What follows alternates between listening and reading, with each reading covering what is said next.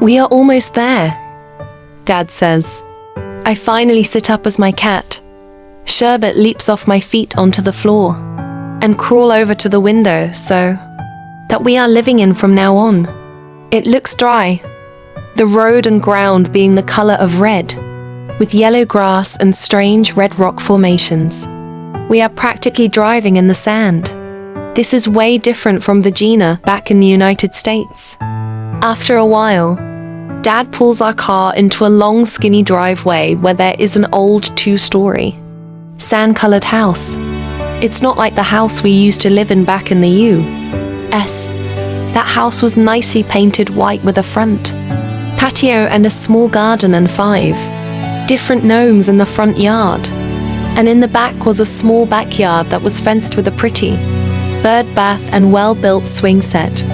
But this place this place is not even close. There are no gnomes and no gardens, and I'm sure the backyard isn't fenced.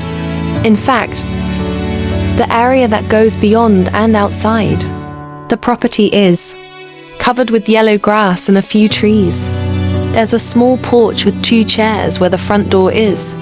I can't imagine what the back looks like. Well, here we are, Dad says as after he parks into the garage and turns off the engine.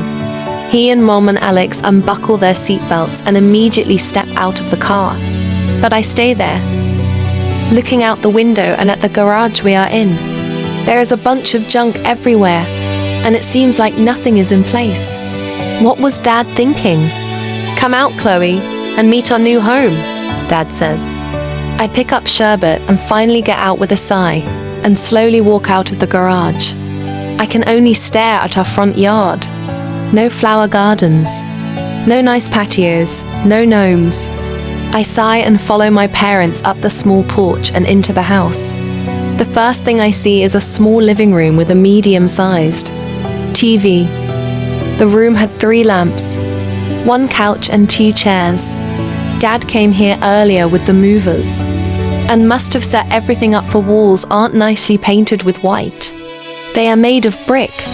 I then walk into a kitchen that is only half the size of the one that we used to live in. There is 1 bathroom and 1 bedroom. Upstairs? I walk upstairs with the rest of my family. There are 3 bedrooms in this hall and 2 bathrooms.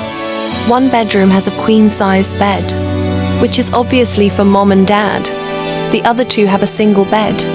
None of the rooms have one type of art on the wall. It would have to be done by ourselves. Pick a room, Dad said with a smile as he and Mom walk into their room. Both me and Alex still stand in the hall quietly. We don't do or say a thing until Alex finally chooses the room on the left side of the hall. I guess I'm supposed to choose the one on the right. Our furniture is still sitting in the hall outside the bedrooms. But then I realize that I haven't seen the rest of the house yet.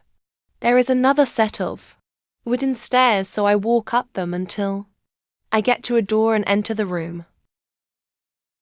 I imagine it with nothing but my bed, and perhaps a bookshelf and dresser. I sigh as I sit on my knees. Why do we have to move here?